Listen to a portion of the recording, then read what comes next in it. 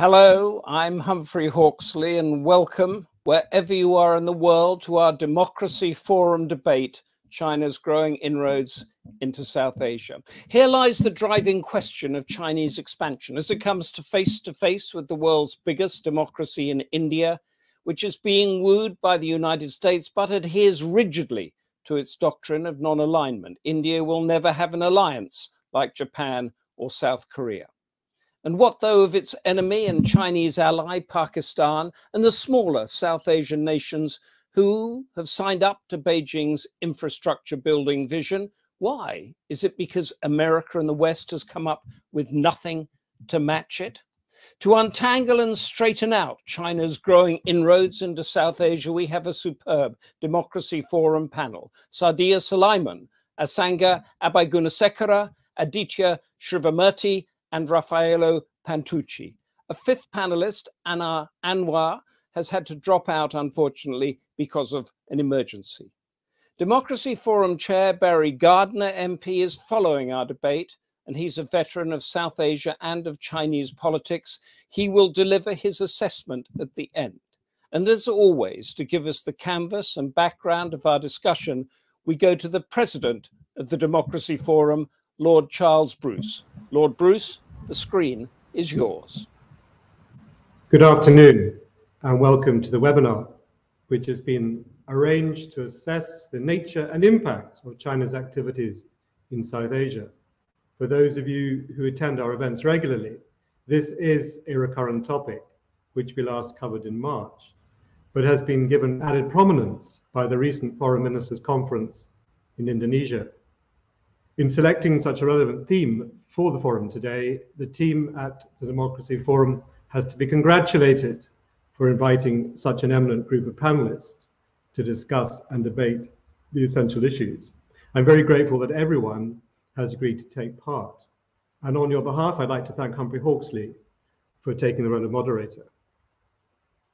Hosting a meeting of the 30th ASEAN Regional Forum in Jakarta on the 14th of July, the Indonesian Foreign Minister, Retno Marsudi, commented on the systemic difficulties undermining trust between member states and concluded that, I quote, "sharpening rivalry continues to divide the region. Our region also hosts numerous potential flashpoints. This challenge is becoming more complicated," she warned, and she encouraged participants to strengthen preventative diplomacy. Not have been more emphatic. Of the 8 countries forming the South Asian bloc and represented by SARC, the South Asian Association for Regional Cooperation, Afghanistan, Bangladesh, Bhutan, India, the Maldives, Nepal, Pakistan, and Sri Lanka, all are undoubtedly affected by China's growing inroads in this region. China's Belt and Road Initiative in South Asia involves all SARC countries in subsidiary programs, such as the China-Pakistan Economic Corridor, CPEC, the Bangladesh-China-India-Myanmar Economic Corridor, the Trans-Himalayan Corridor, and cooperation with Bangladesh, Sri Lanka, and the Maldives under the 21st Century Maritime Silk Road. China is currently the largest trading partner in South Asia. The value of its trading activities increased from $93 billion in 2012 to $118 billion in 2018, when imports from the region reached $22.5 billion. But it is the relationship between India and China which continues to dominate any calculation of the balance of power in South Asia, as each pursues policies aimed at building military, economic, and political hegemony across the region. Attending the Jakarta Forum, Mr. Jaishankar, the Indian Foreign Minister, held a meeting with Wang Yi, the recently reappointed Chinese Foreign Minister, his 3rd meeting with a Chinese counterpart this year.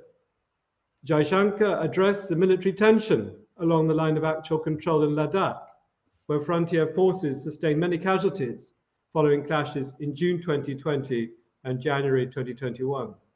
And he made it abundantly clear, as a prerequisite to returning to normalcy in bilateral relations, China needs to demilitarize the LAC, to prevent flashpoints from occurring in the future.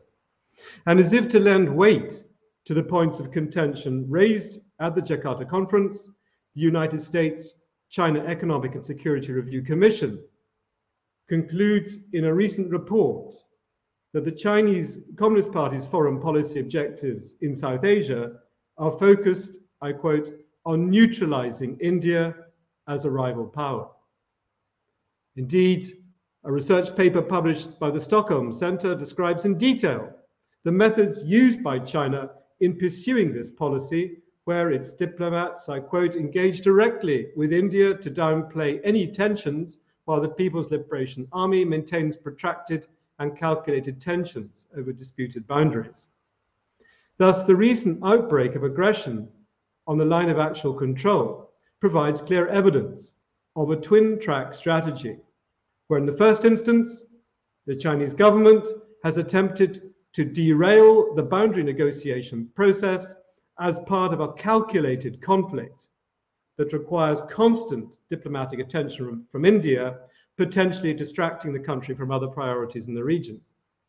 And secondly, where the Chinese Communist Party attempts to create a strategic divide between India and other South Asian countries by trying to create dependencies on Chinese investment.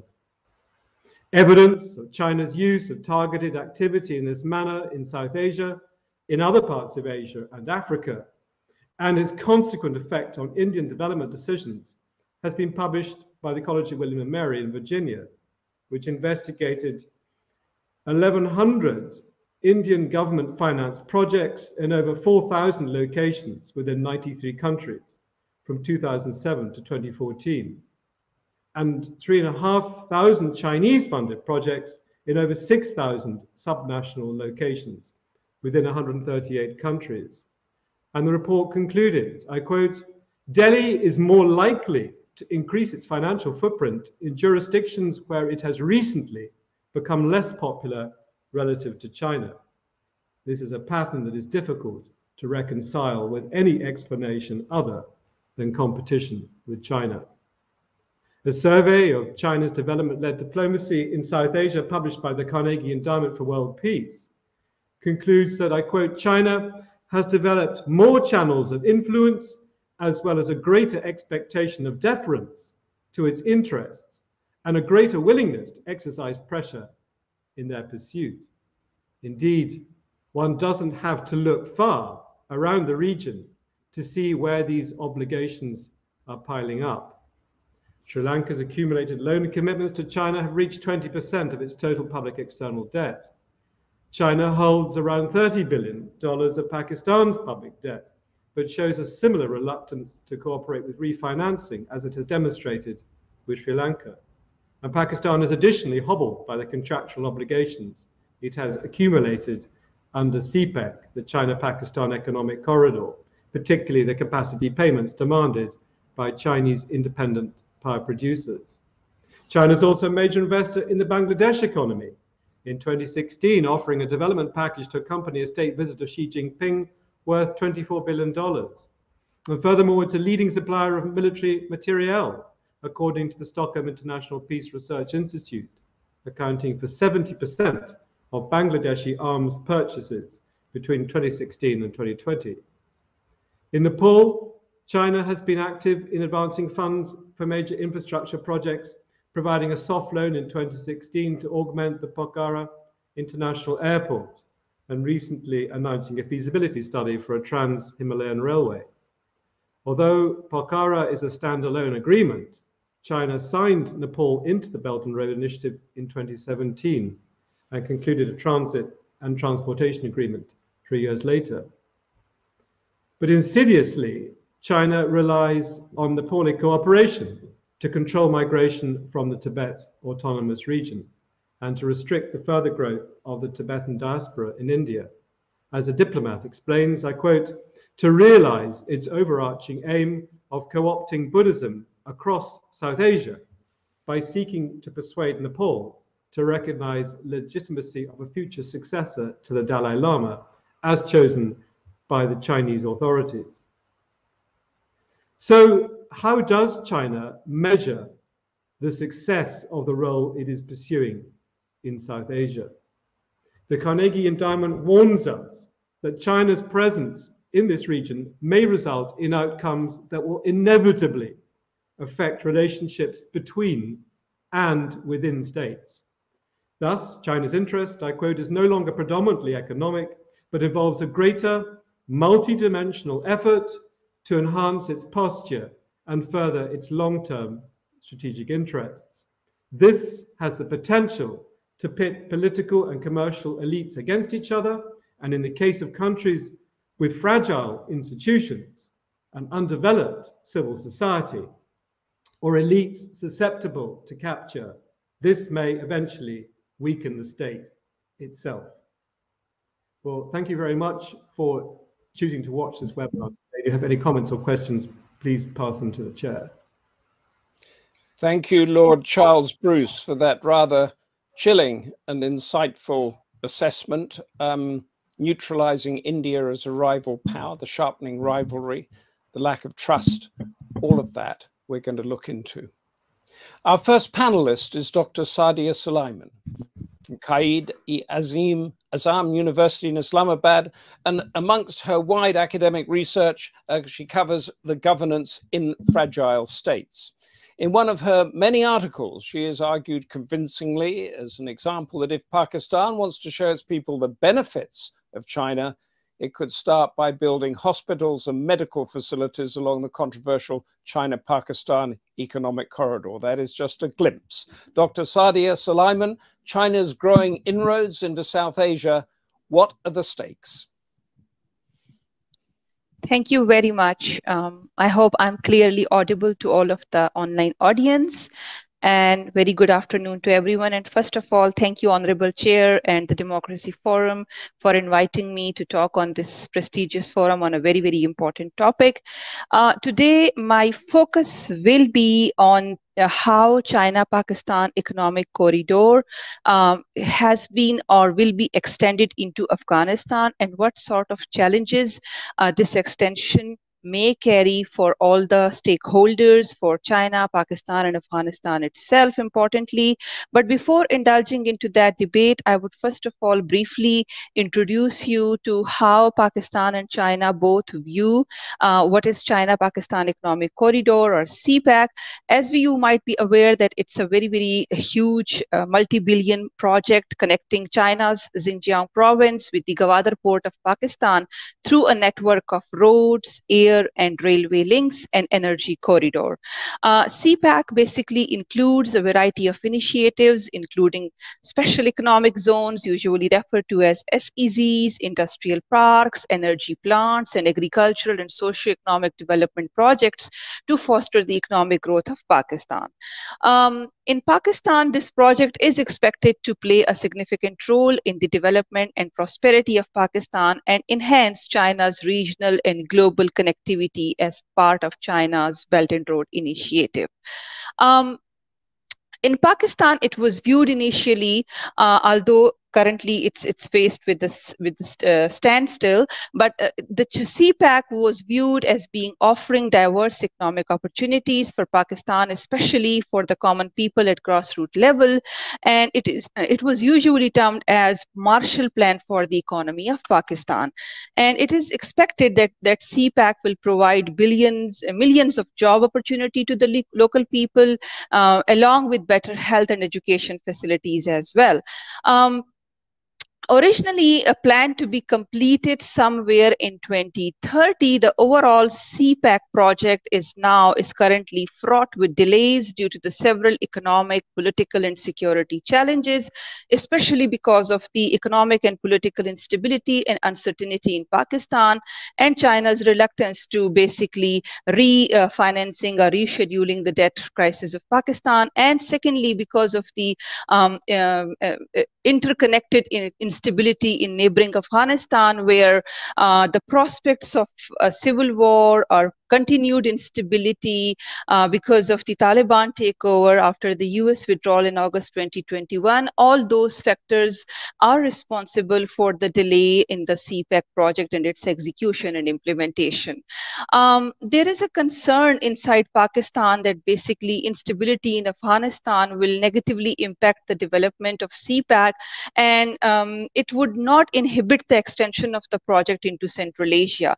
However, despite this concern, despite this fear, there were basically important meetings going on after the Taliban took over the power in Afghanistan in order to extend this CPEC project into Afghanistan. And as Pakistan, China, and Afghanistan have reiterated their interest and concern and reiterated their policy option that they would extend CPEC into Afghanistan. However, this entire project, which if extended into Afghanistan, although it will be a good omen for the people of Afghanistan who are currently faced with the immense humanitarian crisis, but it is not without certain challenges. And I would like to identify 4 core challenges which basically this extension scheme would face in the future and is facing currently as well.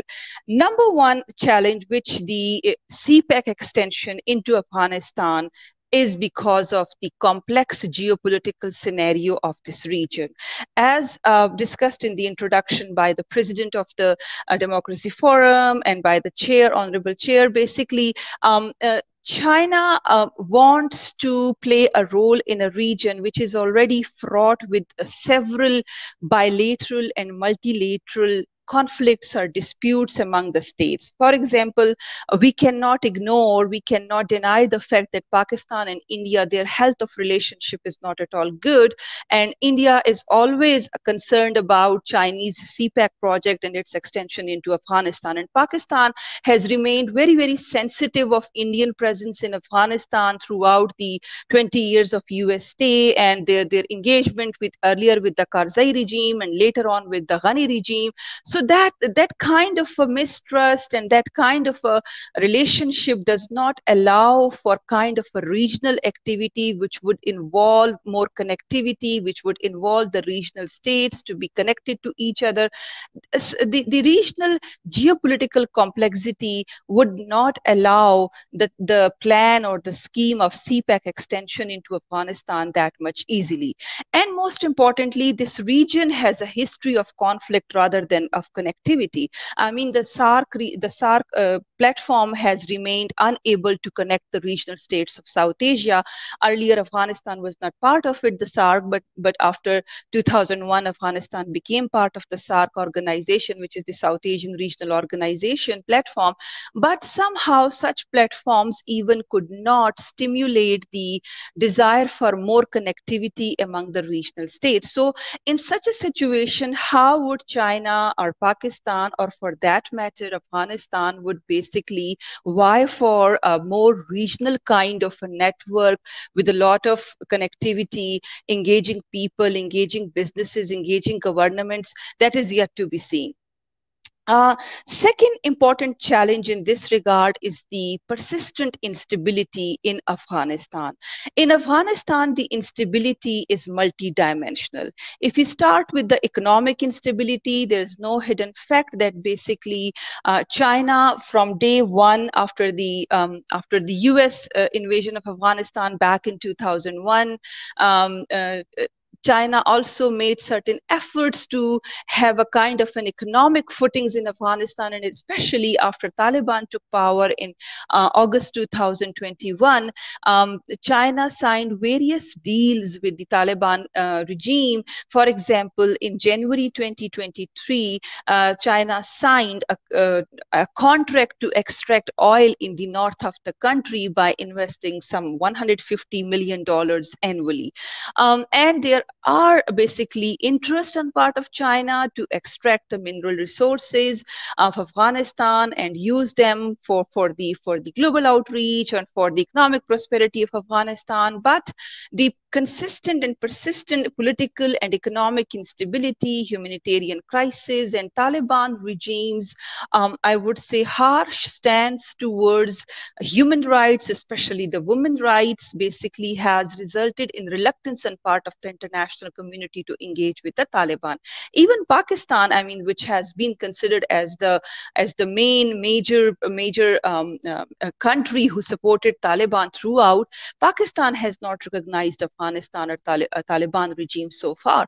So it shows that there are huge concerns on part of the regional countries and part of the global community equally on how to address the issue of political and economic instability and uncertainty in Afghanistan.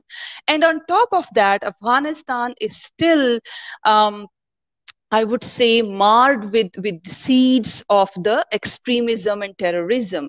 ISIL, ETIM, Tehrik-e-Taliban Pakistan, TTP, they are still very much active inside Afghanistan, and these such militant outfits or organizations are a huge source of concerns for China and Pakistan both.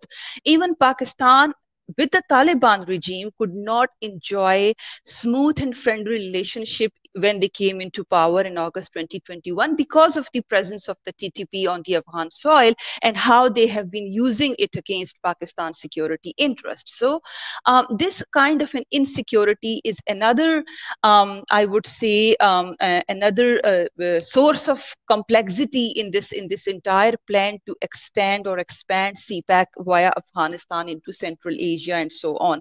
So the instability in Afghanistan is a second huge challenge which would need to be considered or addressed by any country, whether it's China or Pakistan or a combination of these two, to complete or fulfill the interest of the expansion of the CPAC into this region.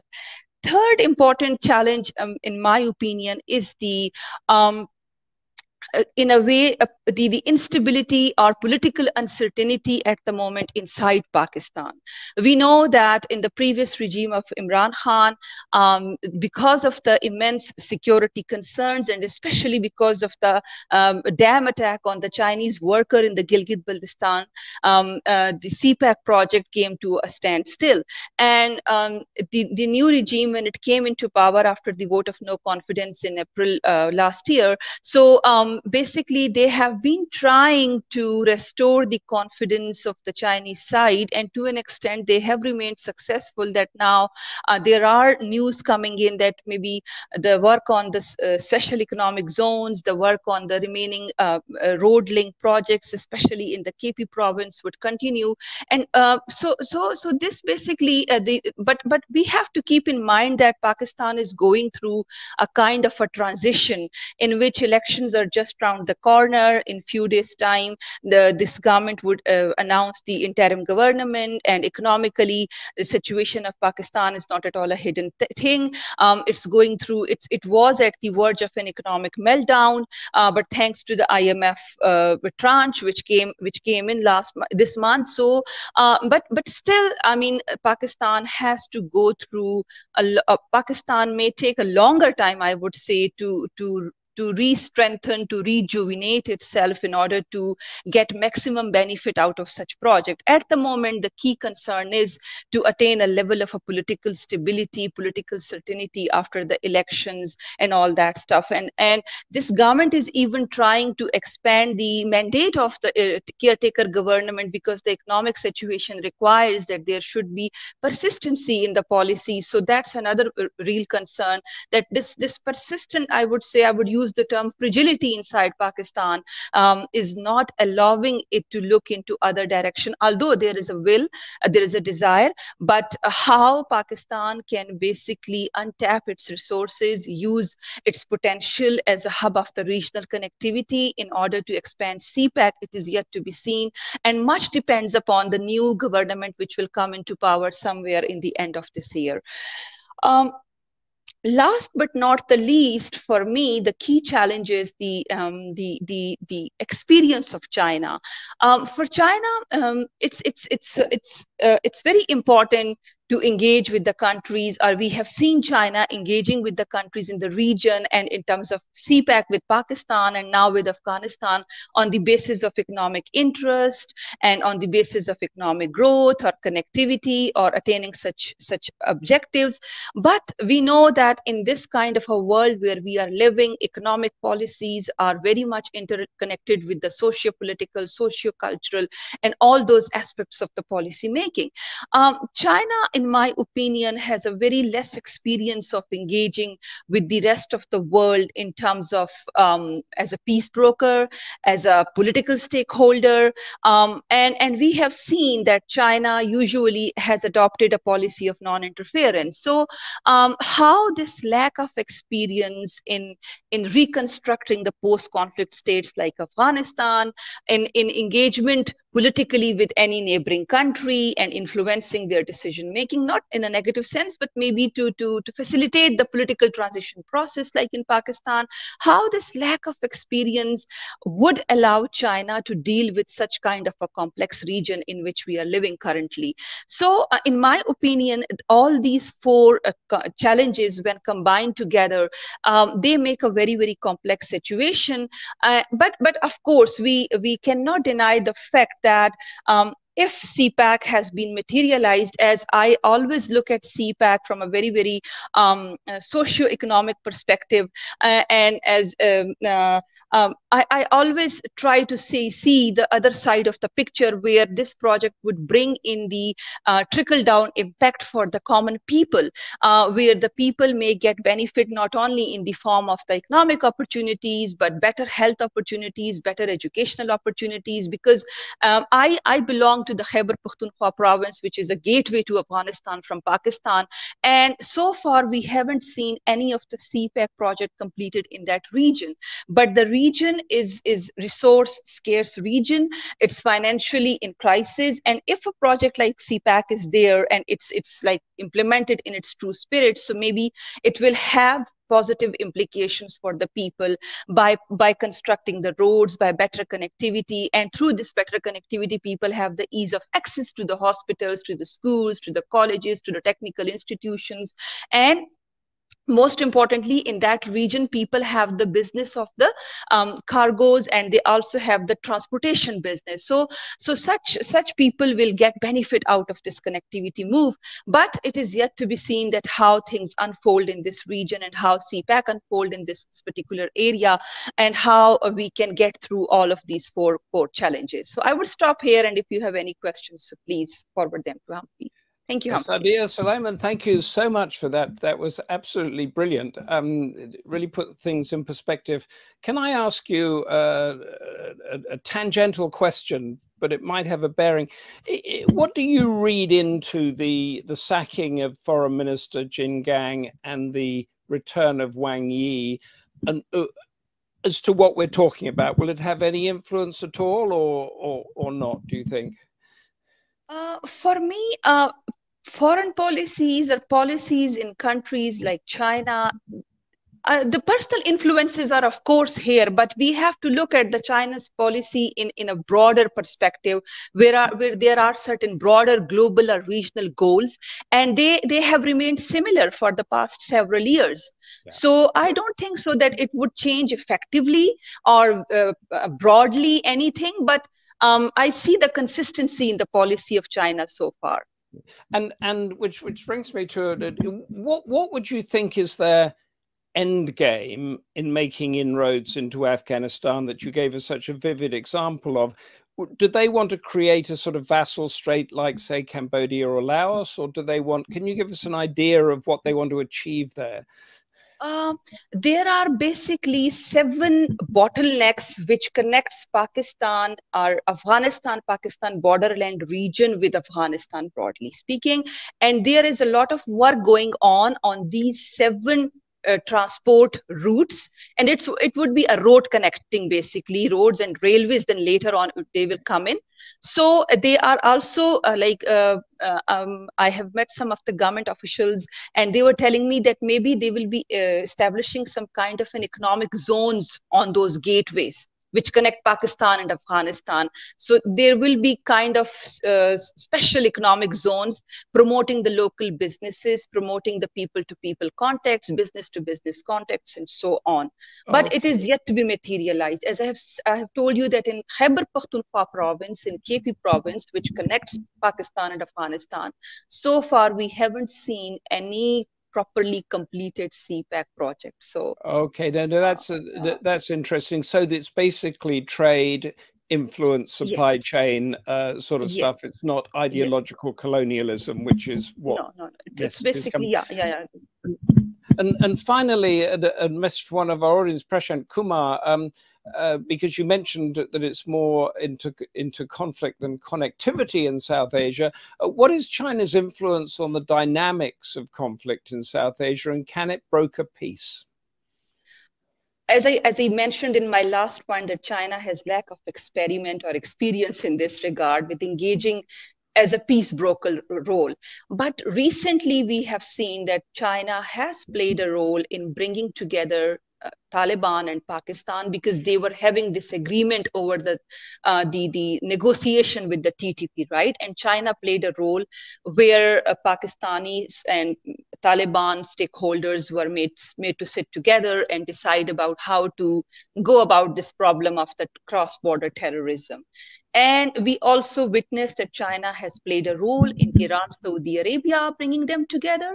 So it's a sign that yes, China may play such kind of a role in this region. But as I've told you, this region is very, very complex. I mean, the conflicts and disagreements are multi-layered, multi-dimensional, and historically very deep-rooted, and ideological in a sense as well. So how China would cope with it, it's yet to be seen. Yeah, experience, I think, is a big issue there. And of course, if it was successful over the decades in doing that, it would have much more global influence, as the US has had in it. So thank you so much for that. Please stay with us, because we will be returning to your wisdom. And our next panelist comes to us from Washington, DC, Asanga Abeyagoonasekera, Executive Director of the South Asia Foresight Network at the Millennium Project in Washington, and a young global leader at the World Economic Forum, although he did say he wasn't quite so young when we were discussing that. He is the author of numerous books, including the most recent, which is Teardrop Diplomacy, China's Sri Lankan Foray, or I should say perhaps infrastructure diplomacy. Asanga Abeyagoonasekera, share what you know. Thank you so much, Humphrey, and thank you for the invitation. So I'll straight away go to my slides. I have some slides prepared.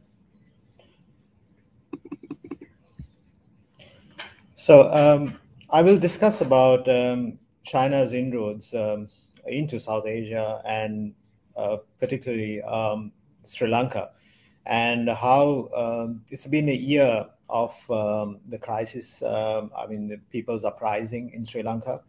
It was last in July. The autocratic leader was removed by the general public of Sri Lanka for the first time in its political history, where you would see that a massive public uprising against Gotabaya Rajapaksa, which actually, succeeded. And my book, The Teardrop Diplomacy, is actually dedicated to those brave, protesters who walked into the president's residence as well as the office, and who wanted democratic change to the country, and also sort of, the reforms, the system change that they were asking. What they were asking was a political, cultural change to this, corrupt, autocratic rule.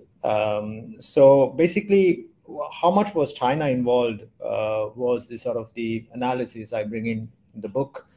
And China is not the only cause for the political economic crisis, but a considerable cause. When I look at basically from my research as well as the findings, it was very clear that the economic diplomacy that was carried out by China had a sort of a significant impact for the dysfunctionality of the of the democratic system, as well as the economic contributing to economic, the large amount of debt that Sri Lanka has, as Lord Bruce mentioned, 20%. Again, unsustainable projects. We could not pay back most of those projects. Some of these projects are shut down, like the Matala International Airport built, but no flights coming in, built ignoring the EIAs, the environmental impact assessments, the processes, the informal processes, and how weak they are. There were three factors that I clearly found. I find in the Sri Lankan case, which is the unsustainable projects, as well as no revenue to repay the large amounts of borrowings. Some of the borrowings, now some actually debunk this debt trap theory, so I'm not with them. Actually, there is a debt trap clearly in Sri Lanka, and the revenues models are very different. The loans, the interest rates, for example, in Hambantota port, which was built by China and leased out for 99 years by China. So if you compare one particular loan package was about 6.5%, very high interest rates. So some of them actually, they compare these with the Japanese loans and say, look, they are equal and there's no debt trap. So I don't agree with that. Chinese loans are completely different to the Japanese loans. Their conditionalities are very different. And so you cannot compare. The second area is no proper oversight. The informal processes that China introduced, for example, when they wanted to, acquire the special economic zone, and they did it during the COVID time. There was no debate. There was not much of discussion. The general public has not seen any of these agreements, including the Hambantota 99-year lease agreement. This pattern is not only in Sri Lanka, but I see it in other countries. One of the countries that I highlight was Solomon Islands. So in that, I think I sort of got it right about Solomon Islands when I wrote it sometime back then, that there would be multiple security agreements in Solomon Islands, just like how Sri Lankan case, how it happened in Sri Lanka, these things would happen. And 2 weeks ago, you could see 9 agreements signed in Beijing with Solomon Islands president and prime minister.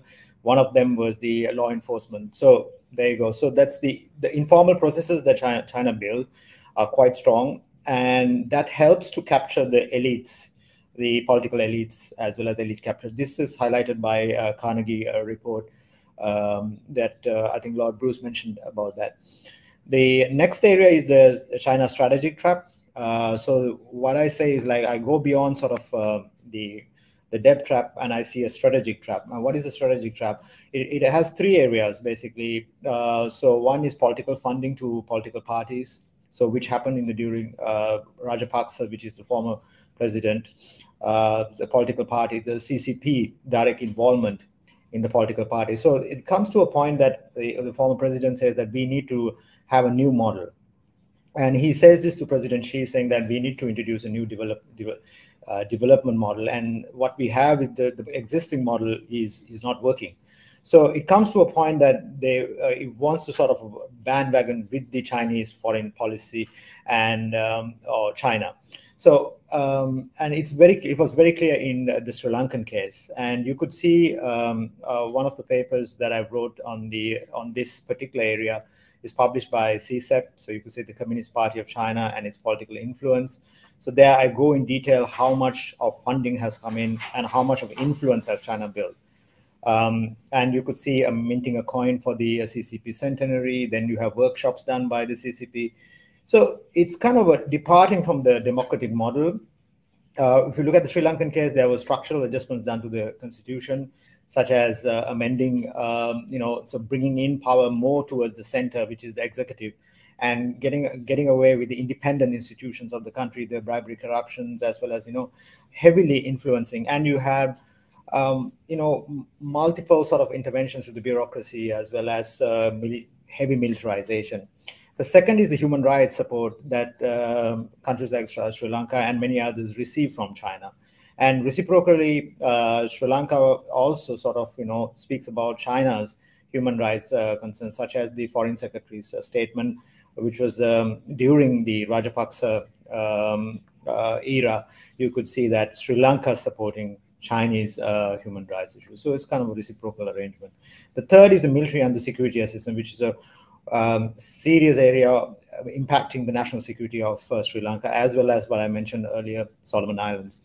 So the domestic political environment is very important to understand. I know there's a lot of economic discussion about the economic dysfunctionality, how it happened, the large amounts of borrowings, the liquidity issue, the insolvency issue, but not much of attention is given to the political environment.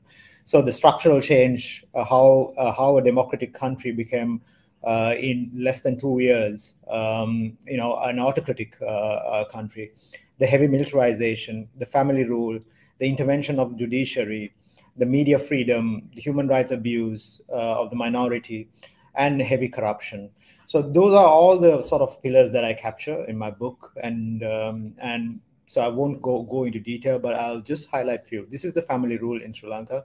This is the first time we had the sibling regime where the president and the prime minister were brothers, and then the other brothers were holding the key ministries, the finance ministry, as well as many other ministries. So it was a family regime that we had, and then you have 28 military appointments in the government sector. So military, like former retired major generals, were controlling prices of daily commodities, as well as the COVID environment gave sort of that the space for this basically the heavy militarization to happen.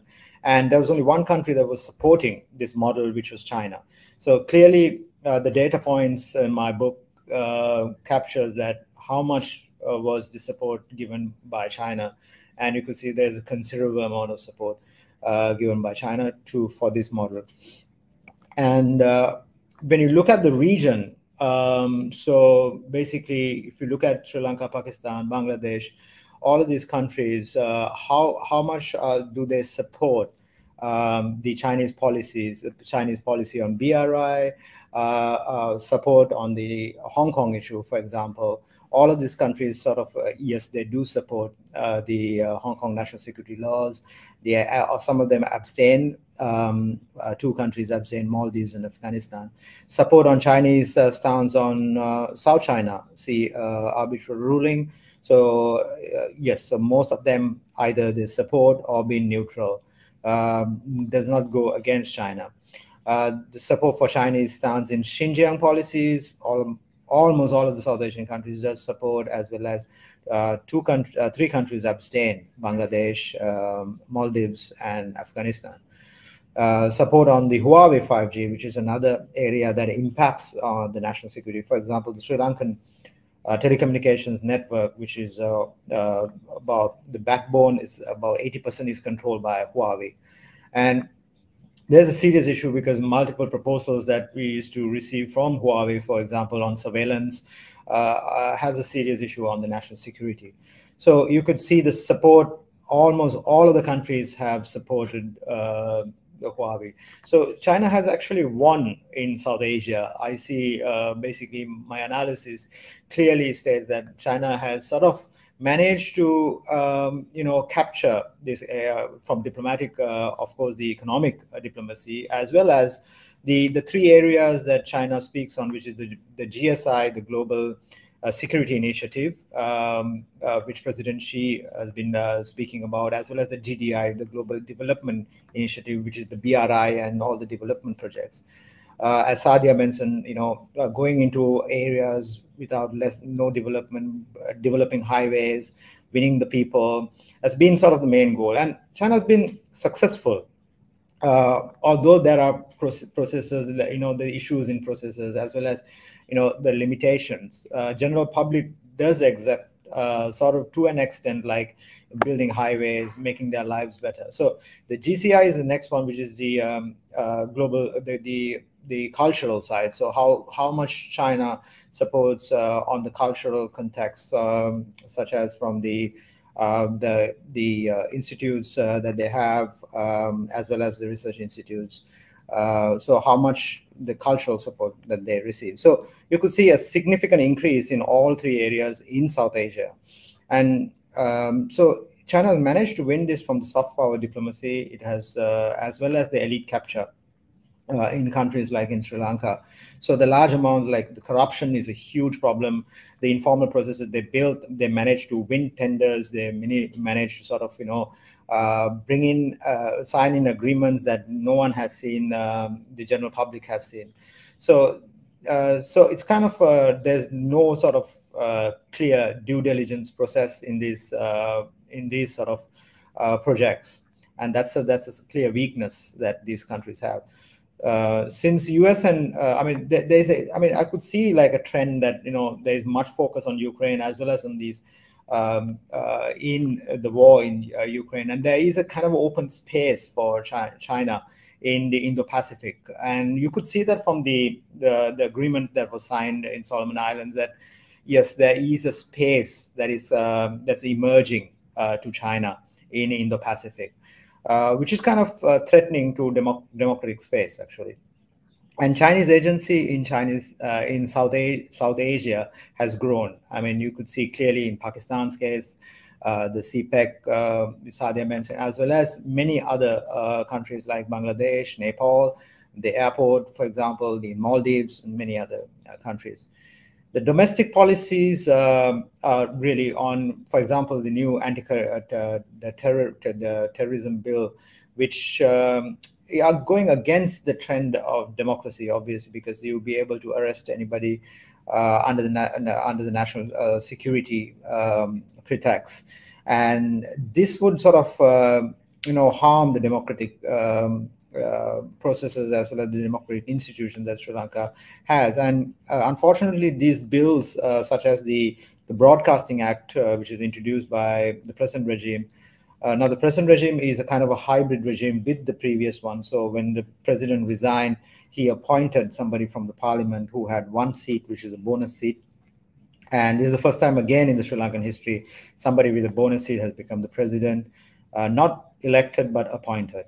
So you see all these new acts coming in, but I kind of see a trend like with other South Asian countries like Bangladesh, the DSA, the Digital Security Act, which has arrested more than so many the critiques, as well as so there is kind of a trend of freedom of expression being suppressed in these countries. So an alternative to democratic model due to debt distress and economic conditions. So almost all these countries are now going to IMF assistance, and IMF has assisted Sri Lanka.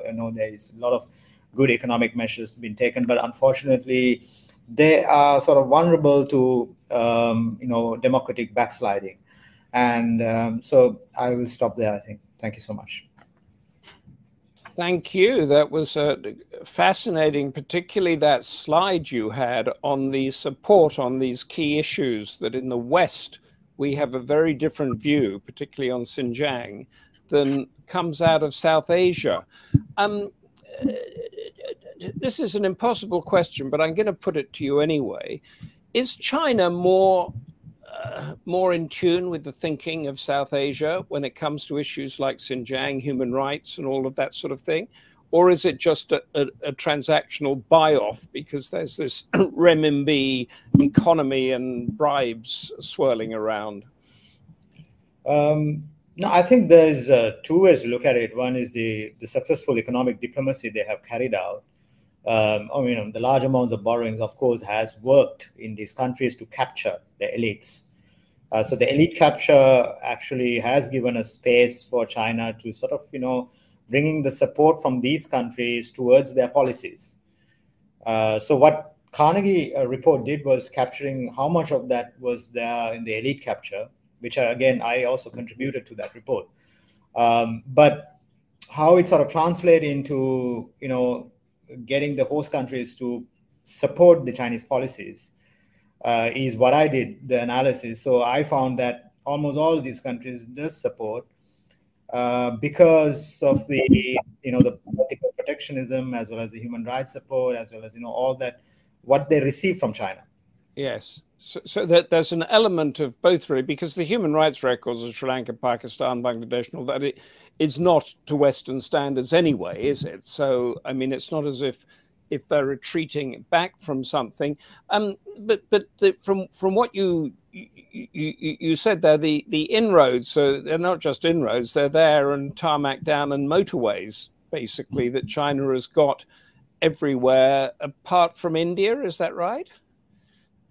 Correct. The BRI is not in India, but then almost all the other countries. So, I mean, if you look at the immediate periphery of India, they're sort of very successfully sort of captured the the main, I would say, the artery points, which is the ports, the logistic points. They've been very successful. In Sri Lanka, basically the 2 points, which is the closest point to Colombo Harbour, which is the port city, the special economic zone. They got the approval and everything during the COVID time.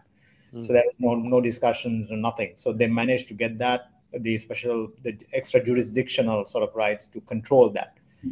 And we heard earlier, the unrest that there is constantly, almost, with the most recent unrest in Pakistan, and you mentioned the riots and the overthrow in Sri Lanka. Is this in China's interests, or is it not what China wants? No, it's definitely not what China wants, because China wants. You could see that I mean, China was supporting the previous leader, and it went completely sort of underground after they toppled the regime. So right now, what happened is that when certain democratic processes are not sort of, I would say, adhered or taken forward, what Sri Lanka needs is an elected leader. So here's the problem what we have. So the constitutionally, although it is allowed for a person who has one seat in the parliament to sort of rule the country, but ethically it is not right to have sort of one person, who has a bonus seat in the parliament to become president. I mean, it's a family dynasty. But then China does not say anything on these issues. They just watch. Then they have a time to question, also saying, look, have you sort of stick to your democratic processes and all that. And so it's kind of, China's been very smart, I would say. So they went completely underground. So now they're watching what's going on. And sorry. Can I just, Philip Bowman in the audience here has a question, which I think you partly answered, but in the firing line between China and India, how should Sri Lanka navigate its precarious position? That's an important question, actually. So the most important question on our foreign policy is to have a balance. I mean, we were in a non-aligned country, so we always had a sort of a balanced foreign policy.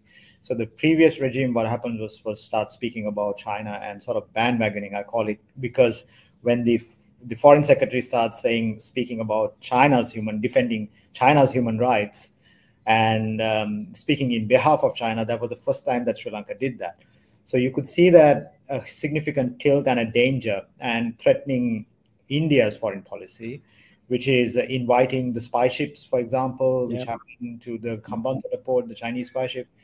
So you could see, I mean, there are military ships. They are not civilian ships. They are hybrid use ships. So one of the reports in the Chatham House, for example, they say that there is no depth trap because the military ships can't enter Hambantota. That is incorrect. It was a military ship, but it has a hybrid sort of a functionality. Of course, India can't match what China's doing, can it? It can't build the ports, or it's not building the ports, the airports, the peddling the influence like India is, like China is. No, I mean, here's the thing that India can introduce.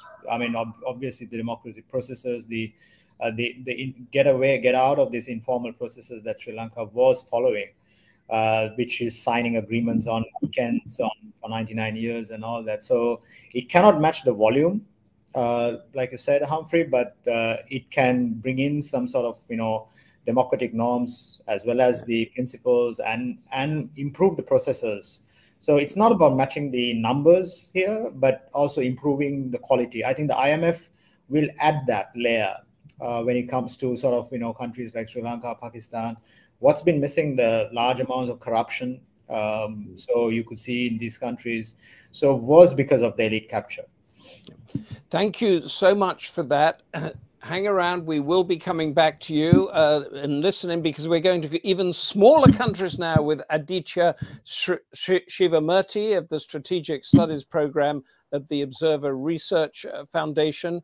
He specializes in strategic security and developments in South Asia, India's relations with the region, and foreign policy of South Asian states. But his focus today is on China's inroads into two of South Asia's smallest states, Bhutan and the Maldives. Aditya Shivamurthy, put all that in context for us.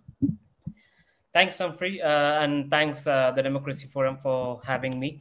Well, since my fellow panelists have already spoken about Sri Lanka, Pakistan, Afghanistan, I think I have very less but a huge task to speak about the two microstates that have hardly been discussed in other regions except for South Asia. Now, that is namely Maldives and Bhutan. South Asia, as it stands, is at the heart of geopolitical contestation, is at the heart of Indo-Pacific. This comes in geographically, structurally, as well as geopolitically.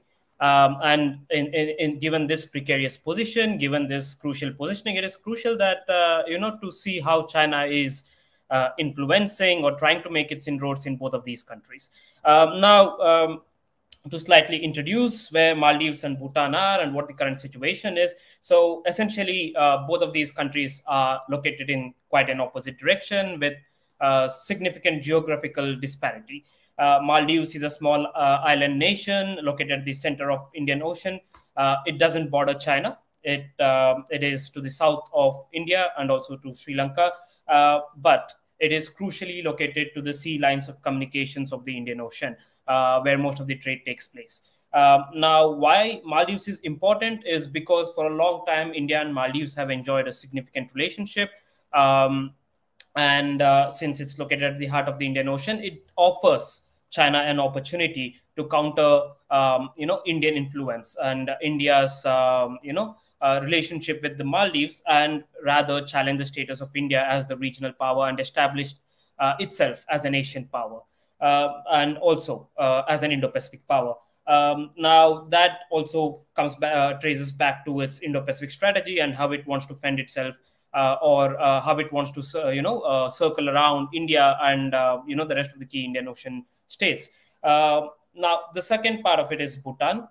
Quite opposite to Maldives. It's a landlocked nation. It's a very small nation which borders India and China. Now, what sets apart Bhutan from Maldives is that Bhutan has an immediate border problem with China. Now, slightly, slightly confronting what my previous panelists and Humphrey also said, Bhutan is not a part of BRI. Bhutan has never been a part of Belt Road Initiative. In fact, Bhutan is one of the few countries in the world which has not yet had a diplomatic relationship with China. There's no Bhutanese embassy in China, and Bhutan has never let a Chinese mission stay in, be established in Bhutan.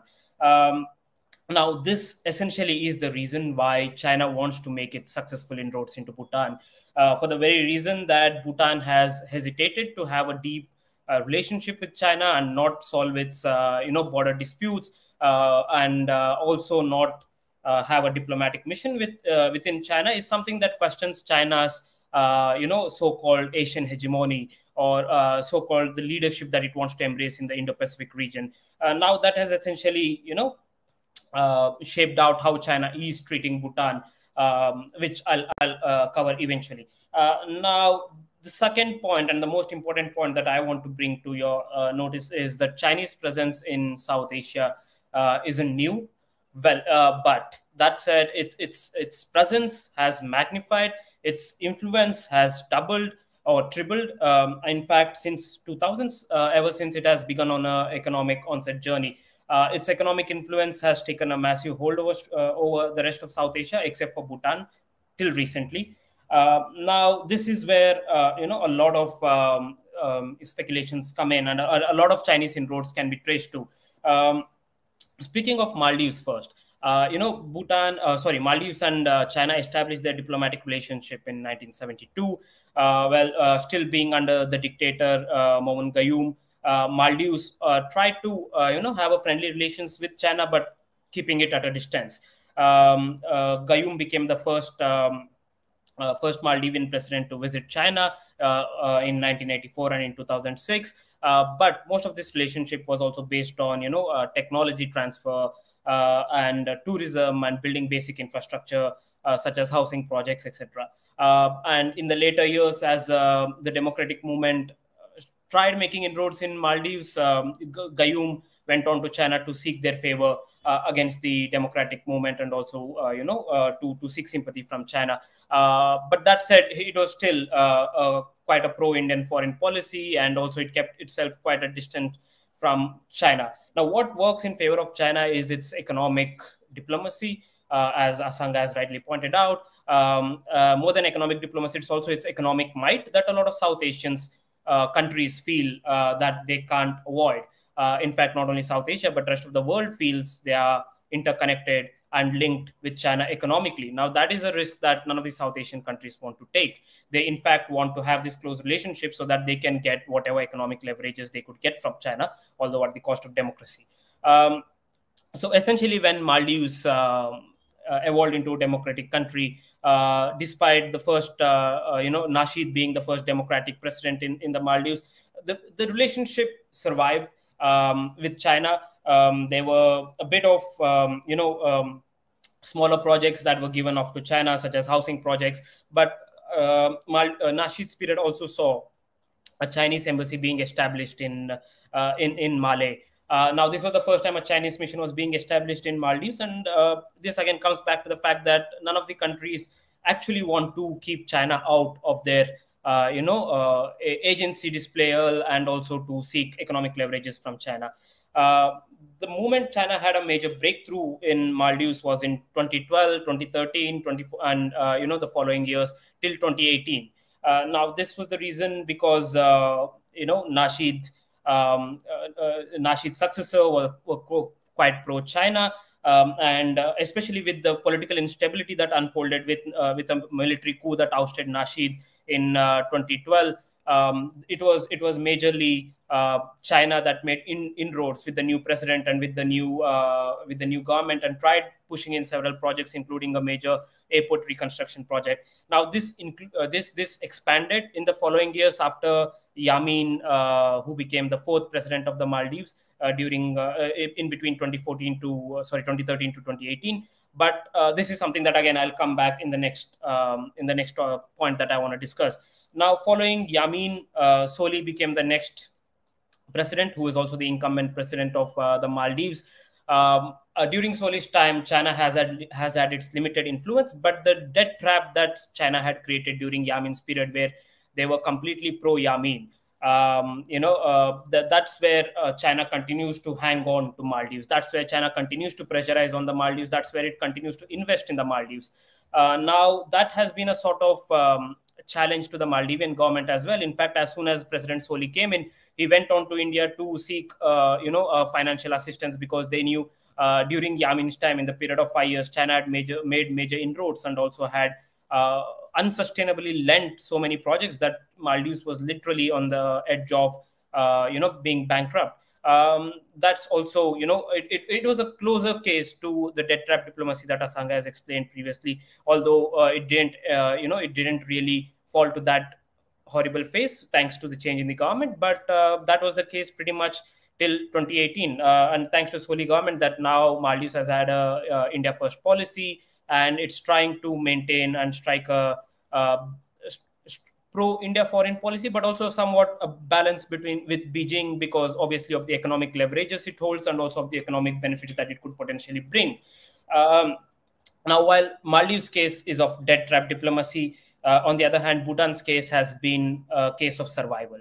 Now, Bhutan has a tradition of not having its diplomatic relations with any of the P5 powers. That includes China.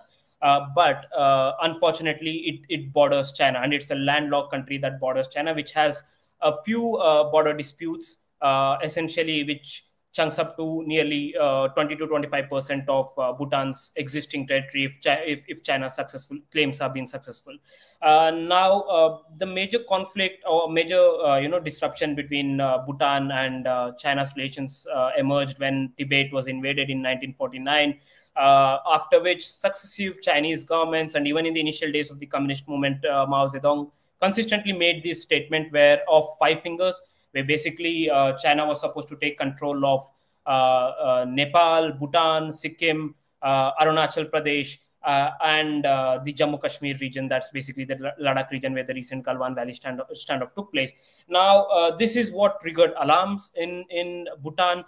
Starting from 1950s, it continued distancing itself. It continued integrating itself with Indian economy and with Indian leadership and with Indian ambitions as well. But after that, Chinese intrusions has only increased. Unfortunately, since 1950s, China introduced multiple maps showing certain territories of Bhutan as territories of China, and which it claims historically belong to Tibet. Now, these territories are in the north and the north or the central part of Bhutan, and also the eastern part of Bhutan. And only in 2019 did China make new claims in the western part of Bhutan again. Now, this was a very interesting development, considering that Bhutan and China had begun their negotiations on border disputes, and the western part of the dispute was never negotiated. In fact, it was acknowledged that the western part of the Bhutan was integral part of Bhutanese territory. But in 2019, we see China pushing up a lot of pressure against Bhutan for this very reason, that it wants to solve its border dispute so that it could, show itself as an Asian hegemon. Now, since 1984, both Bhutan and China have had 24 rounds of negotiation, and throughout these negotiations, none of these claims had ever been put forth, especially on the Western Front. And this was the first time in 2019 that the Western Front demands were put forth. This was a violation of the 1998 agreement, which, although assured Bhutan as a sovereign state, and China recognized Bhutan as a sovereign state, but also both of the states had agreed that they would maintain a status quo in the border, which China has refused to adhere with. China has been consistently making new claims. China has been making inroads into Bhutan. Now, I'll discuss about that in the next part of the on the opening remarks. But overall, it just seems that China's aims in Bhutan has been, solving its territorial disputes, claiming borders, trying to establish economic linkage and economic trade with Bhutan, because Bhutan also borders with Tibet, which, although is integral part of China, has still been socio-economically speaking poor compared to the other parts of China. And China sees basically Nepal and Bhutan as an opening parts where it could open up trade with the with the Tibetan lands, and basically try to improve the socio-economic lives of the Tibetan population, and also the population that has been settled in Tibet. So now that is why Bhutan has become so important for China to be consistently bullied through. Now, the second part of the remark that I want to make is something that's related to the Chinese tactics. Chinese tactics in South Asia have largely differed, depending on politics, depending on how the countries and how the leadership of those countries have reciprocated. Now, speaking of Maldives, the first and immediate opportunity that China was presented was political instability in the Maldives. As soon as it sensed political instability, and as soon as it sensed that there is no strong leader who could stand up against consistent Chinese investments, they made inroads in Maldives. Obviously, that also had to do with the elite capture part that came handy to China as soon as the new Yamin government took over Maldives in 2013. Now, with Yamin government, there has been a consistent economic interaction since 2013 to 2018. China tried multiple ways to make its inroads into Maldives. First thing, it tried signing a free trade agreement. In fact, it signed a free trade agreement with the Maldives. And then in 2014, Xi Jinping visited Maldives when Yamin was the president. And in fact, Maldives also became a part of the Belt Road Initiative. Now, ever since the relationship increased, China continued offering major projects with high interest rates, with high commercial market interest rates of borrowing. So basically, overall, it tried pushing Maldives against India, and eventually Maldives also had to make multiple calls where it had tried to push back against India and India's development assistance, and also India's military helicopter, which were deployed for humanitarian operations. So Maldives continued pushing back against India, and at the same point of time, the consistent borrowing from China continued pushing Maldives towards the debt trap that it was trying to create.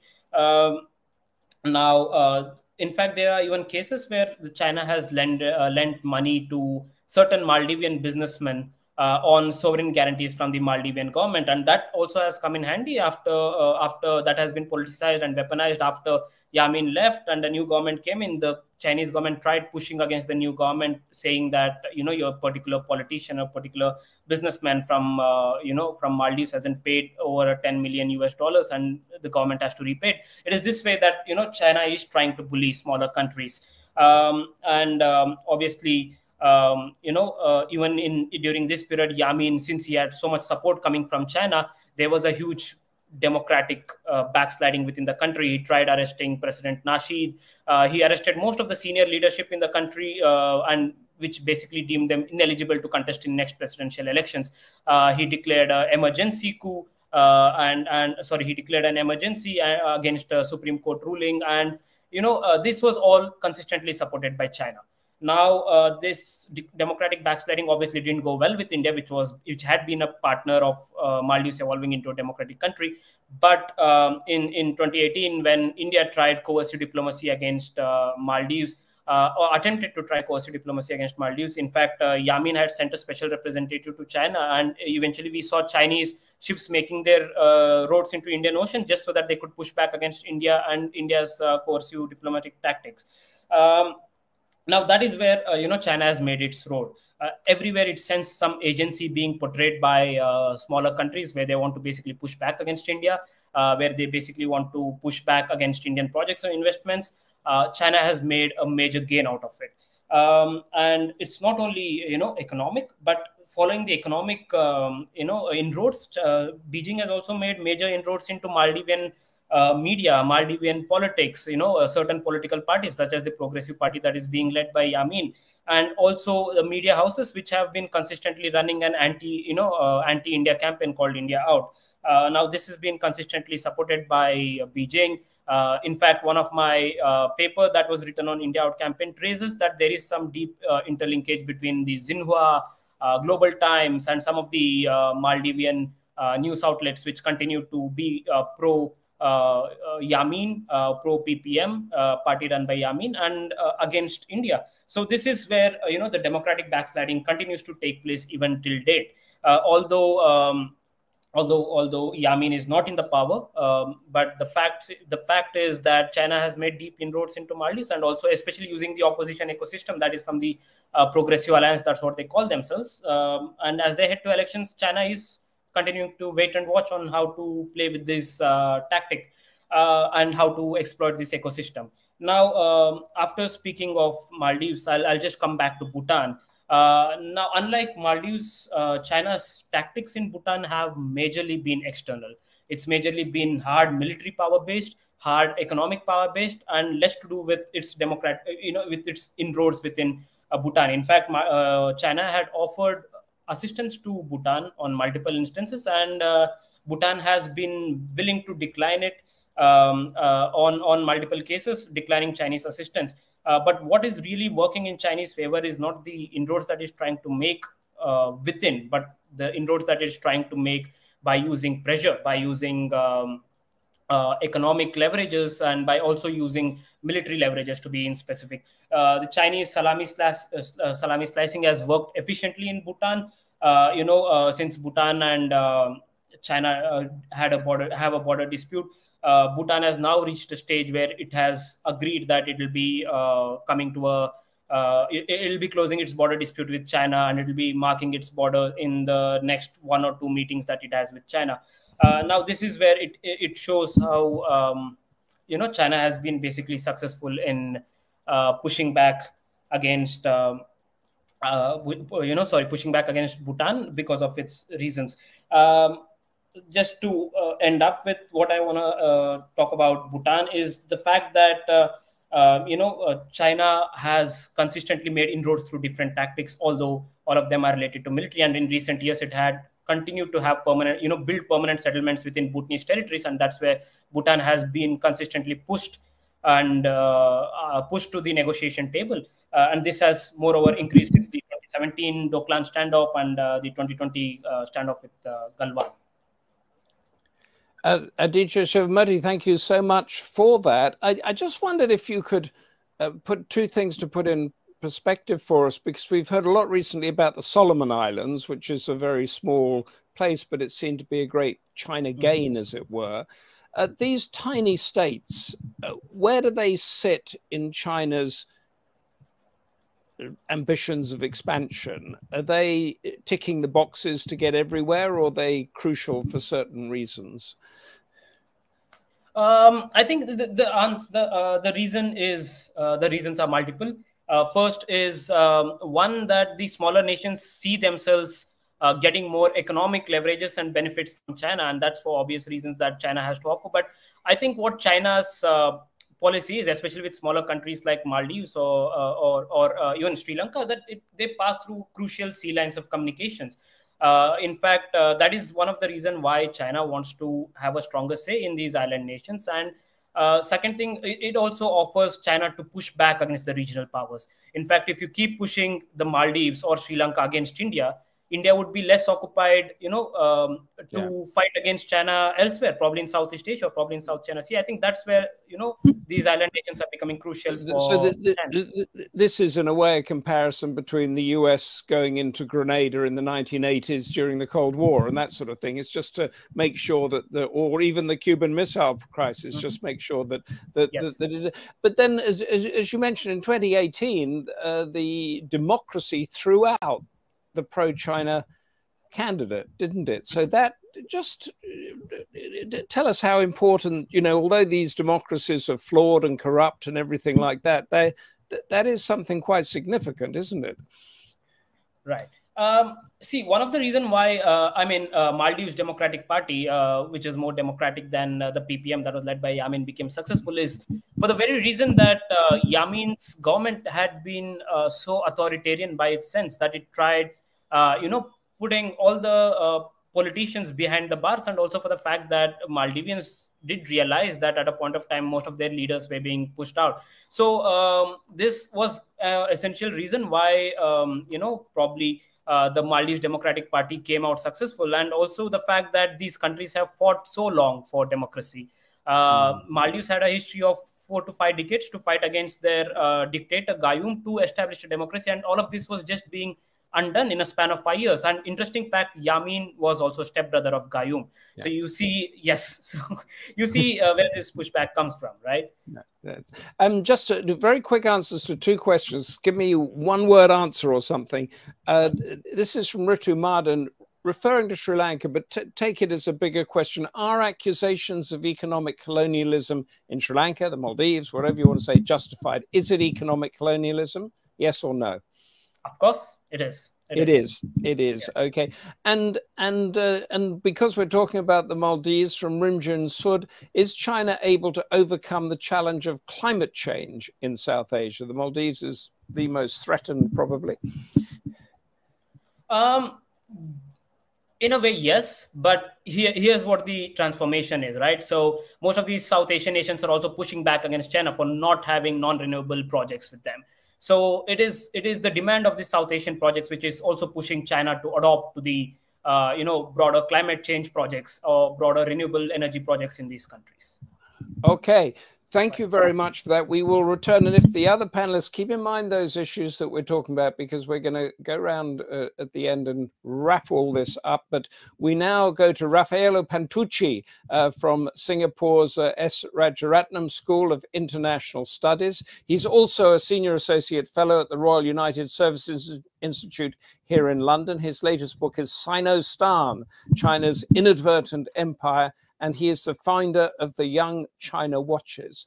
So he straddles those worlds between China, South Asia, and the West. And interestingly, in one of his latest articles, he argues that China's efforts to portray itself as a peacemaker in some of the world's most complex regions, which we talked about at the beginning, are so far failing to bear fruit. Rafael Pantucci, over to you. Thank you very much, Humphrey, and thank you to the Democracy for the kind invitation to join you. I mean, other colleagues on the call have covered an awful lot of ground already, so I'm going to maybe be a little bit more concise, and I'll very much be steered by you, Humphrey, as to what I should sort of touch upon beyond that. But I just want to offer some sort of top-line thoughts, which I guess I haven't heard covered yet, maybe, and I just think would offer something for the conversation. I think the first point I'd start with is in some ways picking up on the question, Humphrey, that you kind of ended your comments on to Aditya, which is the question of why is the Sulaiman so significant? Why is China focused so much attention on these small countries? Well, I think we're talking about the border ones that are near it. You know, there's border questions and immediate neighborhood issues, and if you share a border with a country, you have border areas, you tend to have sort of disputes, or you tend to have communities that flow back and forth. So you have a kind of an immediate need. But when we're looking beyond that to like the Solomon Islands, places like that, I actually think one of the underappreciated elements of China's attention to these places is the fact that these countries are all countries. They're very small countries that don't get a lot of attention from anybody, and historically haven't had attention from the West, the United States, or anyone else. And China spends some time with them and spends some focus and effort on them because they also have UN votes, like every other country on the planet. And what this means is China is able to build a much larger body of countries that are going to vote, or at least not vote against it, in the United Nations. And that helps build China's sort of greater strength and posture on the world stage. The Chinese still do venerate the United Nations as kind of a really important institution that they see as kind of the global, you know, the kind of structure of global order. And ultimately, the key kind of Chinese concern in foreign policy concerns is really the United States. And everything else comes as a second order to that. When Beijing or when Xi Jinping or when Chinese leadership in Zhongnanhai wake up in the morning, they don't really think about an awful lot of the other countries that are around them or around the world. They really focus on the United States. And I think what's been most worrying in the past few years is the degree to which they're increasingly looking at every other relationship through this lens as well. And this actually has a detrimental effect in South Asia specifically, because when we look at a country like Afghanistan, where, you know, you have a government that's come into power there, the Taliban, who, you know, have sort of rejected much of the world and making all sorts of choices that are, you know, huge sufferance to their own people, that are causing tensions with a lot of their neighbors. Pakistan, which I think had thought it was in a reasonably good position with the government, the authorities that came into Kabul, has found it incredibly difficult government to actually engage with. You know, this is a country where China in many ways could and should be playing a really prominent and active role. And in fact, when we look at what China is actually doing on the ground, it's actually very limited. What China could be doing and what China should be doing is investing more. It's taking the role of being the country's wealthiest neighbor, you know, that shares a direct border with it, that should be trying to play some sort of an effort in trying to sort of help stabilize. And yet China is doing pretty much, in many ways, a very similar role to what it has been doing before, under the Republic government, before the Taliban came into power, which is putting some effort in, engaging with the government and the authorities there, mostly to try to bolster them, because they fear that if the government falls, it will lead to some sort of total collapse, and total collapse is worse than what they have now. But they also, you know, are investing not a huge amount, frankly. The two big projects that the Chinese companies, state-backed companies, had signed before under the Republic government was a big copper mine in Messinak, which was, you know, Afghanistan's largest ever investment that was done under the Republic government, which was backed by the United States and NATO. You know, that was a project that was, you know, valued at something between $3 to $4 billion. They signed that contract in 2007 and have really done nothing with it ever since. Up in the north, there was a project in Amu Darya, which is essentially an extension of a project that the Chinese company CNPC was doing over the border in Turkmenistan, or has been working on over the border in Turkmenistan. The Chinese company bid for it back in 2010. They dithered around with it so much that in 2018, the Republic government actually pulled the contract from them.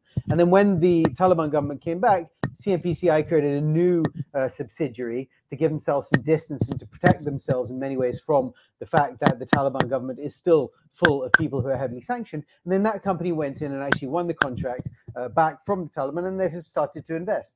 The actual investment is nowhere near the amount that has been thrown around. The sort of value that it's claimed to be somewhere in the region of 150 million per year. It's nowhere near that. The amount that the Chinese company is putting in is far less than that, but they are generating some jobs, and they are actually now getting some oil out of the ground that is being refined in some smaller refineries that have been developed up in the north. They haven't built the big refinery which the Taliban government want. And so, these are the two big state-backed, because they're state-owned enterprises that we've seen going into the country. All of the other, most of the other big sort of Chinese-supported thing is the re-establishment of a pine nut air corridor, which was essentially a way for Afghan producers of pine nuts to export these to China. The Chinese government essentially subsidized a charter flight that goes back and forth to Shanghai to help get Afghan pine nuts, which are a delicacy, which are widely appreciated in China, to sell to the Chinese market. The Chinese government subsidized this charter flight to go back and forth. It's on Cam Air, I think, is the one that does it. But beyond this, a lot of the other economic activity we've seen on the ground is actually driven by Chinese private entrepreneurs. These are Chinese businessmen who essentially suddenly see Afghanistan as a country that previously was suffering a lot of violence, now is less violent, has a government that doesn't really mind and is eager for investment to come in, and so they're willing to have a go. And the Chinese state just kind of isn't stepping in the way. But the key point here is that the Chinese state itself is not actually doing a huge amount. They're talking up a very big game. They're talking about bringing Afghanistan into the Belt and Road. They're talking about supporting the Afghan government. They're lobbying in the United Nations and other forums to get to accuse the United States and get the United States to release the money that they are blocking from the Afghan government. But in reality, the aid that the Chinese are given is, they are giving some aid. There is no denying that. But in terms of the actual dollar amounts, the United States is still the biggest aid provider to Afghanistan. By a very, very substantial way. Indian companies are actually coming in to try to play a role in Afghanistan as well. So when we're actually looking at what China's doing on the ground, it's actually very little, and they're actually very hesitant. And that's because they're very wary of getting entangled in the situation that's there on the ground, and they'd much rather keep a distance and sort of engage enough to keep the situation sort of stable and moving forwards, but without too much to actually find themselves committed and ultimately actually potentially owning the kind of problems that might ultimately emanate from Afghanistan. And I think this kind of plays across the wider region as well. If we look at Pakistan as well, in Pakistan, a relationship which is much vaunted, and both Chinese and Pakistani officials love to talk about, the sort of the all-weather relationship with its, stronger than steel, dearer than eyesight, sweeter than honey, higher than the mountains, and so on and so forth. There is no denying that Chinese companies have, and the Chinese state has invested an awful lot in the China-Pakistan economic corridor. But in reality, the problems that China's encountered on the ground and the trust that doesn't exist between the two governments is very strong. And you do see a very high level of concern in Beijing about Pakistan. And more recently, the concerns that we've seen expressed, or you hear from Beijing towards Pakistan, is a fear that Pakistan might actually be working with the United States, ultimately to potentially undermine their interests. And this is the problem. The Chinese have these neighbors that they built up these relationships that theoretically they should be doing more with, and they have quite important activities, but at the same time they don't really trust them. They don't really trust each other, and they don't really have the same kind of depth of relationship that you should expect. And ultimately, increasingly in Beijing, you're seeing this very high level of paranoia and fear towards anything that might be the States trying to undermine them. So then if we swing around to India, I think where China has made some of its biggest miscalculations, the Chinese consistently have a habit of looking down on India. They don't really take India seriously. They say, this is a country which, is the same size as us. It's true. But, they will go and look at Indian cities and say, well, look at, Delhi and look at Beijing, look at these different cities, look at the wealth that we've accumulated in a very short period of time, the sort of boom economy that you can see in China, the incredible technological advance. And they say, well, the Indians are nowhere near this, so they're just not really a competitor. And the Chinese refuse to kind of accept that the border clash we saw in 2020 have really led to a real severing in their relationship with India. Instead, they sort of try to ignore it, they try to isolate it, they try to move on. And this has led to a sort of massive miscalculation where, frankly, I think India would like to continue to play this kind of hedging role of not choosing a side with the West or China, but actually trying to play this sort of game of being non-aligned, which it sort of mastered during the Cold War period. But the unfortunate reality is that the Chinese miscalculations, the way that they kind of look down on the Indians, means that they have kind of pushed the Indians out. Even though, in fact, we can still see that China and India do engage in an awful lot of formats. The Shanghai Cooperation Organization is currently chaired by India. Chaired last year. I think the Kazakhs have just taken over chairmanship of it. China and India are both members of BRICS and both invested in the new development bank, the BRICS Development Bank. And we can see the Asian Infrastructure and Investment Bank, which was, one of these, this international financial institution that China's created under the Belt and Road. The biggest place that the AIIB was actually investing or spending money in was India. So, this narrative that I think I heard someone else say that, India doesn't take the Belt and Road. Well, India can never accept the Belt and Road or CPEC as a concept, because CPEC in particular, which has been clearly linked to the Belt and Road, goes to disputed territories. They can't sort of acknowledge it in that way. Yet actually, if you look back historically before 2020, and even as I say more recently, if we think about the Asian Infrastructure Investment Bank, China Belt and Road does actually touch on India in some ways. But because of these kind of wider narratives that the Chinese are pushing, refusing to accept, they are creating. It does create a sort of much higher level of tension there that does sort of exist. But I think the key point, which I would return to, is that I think in an awful lot of these contexts in South Asia, you've got a situation where China is clearly a big player, is clearly an important power, an important economic relation to a lot of these places. But actually, I think in Beijing, from Beijing's perspective, this is not a priority, and this is not necessarily a region of incredibly high concern. I think the border clashes with India are something that do have the potential to escalate up and be much more problematic. But there, the calculation from Beijing's perspective is the Indians just aren't really a peer competitor, so it just doesn't really matter. So they can get away with sort of poking and prodding and doing things there, because ultimately they're doing it against a power that they don't really rate as a genuine threat or a genuine concern. What they do see as a genuine threat is the United States. And I think the specter of the United States is ultimately what really hangs in the background of China's concerns across this region, and actually, in fact, most of the world. And Humphrey, I'll pause there, and I'm happy to pick up on any questions. Yes, I want to not pick you up. I want to expand on a couple of points you made, and then ask an overwhelming question to you and the panel. But you talk about China seeing everything through a US narrative. Is it the case that the US is now seeing everything through a China narrative, and that's why we're having that? Not we, but that's why we're talking about this, when you're saying actually it's not such a big deal. So I think that the US has caught this bug to some degree. I think this sort of this disease of having this single-minded obsession with another power. For years the Chinese had it. And for years I think the Chinese were frustrated in some ways, because they saw themselves, and they see themselves. This narrative of 100 years of humiliation. They look back in history and say we were the world's greatest power. They love to quote that great that apocryphal story that I think it's Napoleon supposed to have said it. Looked at a map of the world and pointed to China and said, when that dragon wakes, the world will shake, or something like that. They love those sorts of things, which essentially elevate them to being this global straddling giant. And for the longest time they weren't really treated as that, and the fact that they are now on the one hand is incredibly threatening, because they fear that the United States is trying to keep them down. But on the other hand, it's quite empowering, because it's very much the sense that we have risen now. We are competing with the world's hegemon. And I think the United States has caught this bug to some degree. I would say, however, that recently, I think, while it's undoubtedly, if you look at sort of American security agents, they talk obsessively about China and the China threat through all sorts of different lenses. I think you have seen, at least coming out of the State Department, an attempt in American diplomacy to try to disengage from it a little bit, because it is a problem if you're going to other parts of the world, and you go there and you start banging onto them about China.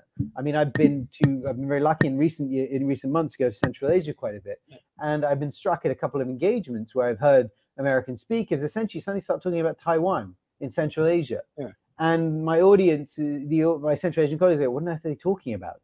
And because the kind of American speaker is so locked into this narrative of China, Taiwan, the threat, everyone needs to be agitated about this, it kind of misses the point. And the region says, well, hold on, we're, you know, landlocked Central Asia. What earthly help? What do we care about this? I mean, a bit, I suppose, like, you know, a lot of people in the global south mentioned that, you know, what's Ukraine got to do with this? It's just another European war. But you made reference to the UN General Assembly, and we've heard earlier how China's sort of swaying votes there.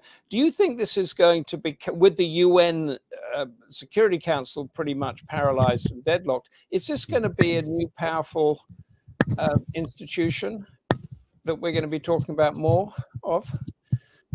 I think, I mean, look, at the end of the day, this is not a body that can do things in the sense that the doing is done by the powers in the member states, and they elect to do it or not, and they do it for their own reason. They don't do it because the UN General Assembly tells them to do it.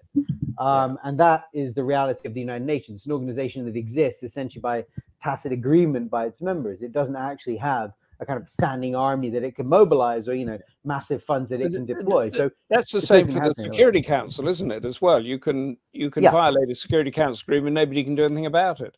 Sadly so, but it carries a lot of moral authority, and I think that's the really crucial part, and that's what the Chinese quite like, and this is why it's so important to them, is that the moral weight of it. So, you know, the fact that they can get, you know, discussions on Xinjiang shut out of this conversation means that that conversation is not happening, and it means that this sort of global body isn't condemning them in that way, and therefore they can say, well, obviously it's not as bad as the Americans say, because look, the UN disagree with it, and the UN is the world body, so obviously the world doesn't mind what we're doing. So there is a moral authority that does come from these institutions, and being able to sort of control the narratives that come out of them is important, and is, I think, the element that is relevant within it. It's not so much that the body can do something, it's the weight that it carries of being the voice of the world.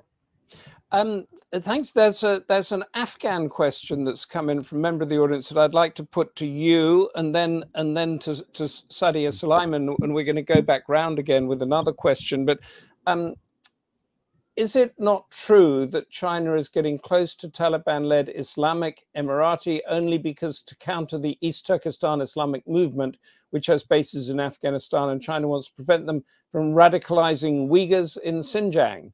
Just a line of comment on that. I think it is their major concern. Yes, there's no denying that. It is their major concern. I think it's an overblown concern, to be honest, because I think all reports indicate that at most there's a couple of hundred militant Uyghurs in Afghanistan, and we have not seen an attack emanating from Afghanistan into China. I think the last attack you can point to where there was any evidence of this was one back in 2011. All other violence subsequent to that has mostly seemingly come from within Xinjiang, from angry people there, rather than themselves directed from outside. So yes, it is. Having said that, it is the first issue that the Chinese always raise with the Taliban authorities, and they want them to deal with, and they worry about it. But at the same time, how much of an actual concern it is I think, limited. Okay, thank you. Sadia Sulaiman, could I have your thoughts on that? And then very briefly, and then I want to put you the question that we're going to put to the whole panel as we go back round again. Sadia?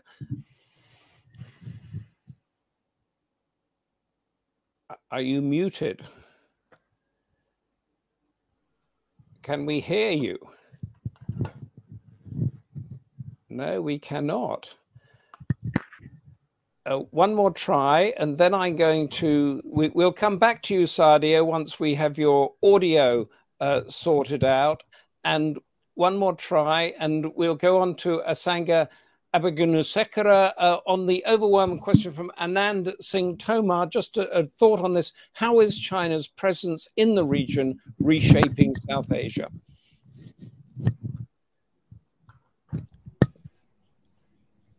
Are you there? Yes. Yes.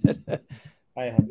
It's really your final thoughts on the discussion under that question. How is China's presence reshaping South Asia? It's reshaping South Asia in several ways. One is the economic dimension. So it's very clear in countries like Sri Lanka. Aditya mentioned about Maldives, then Sadia on Pakistan. So the economic cloud, as well as the volume of assistance, they are not slowed down. Even after the crisis in Sri Lanka, there have been multiple visits of Chinese delegations to Sri Lanka. Sri Lanka is in the process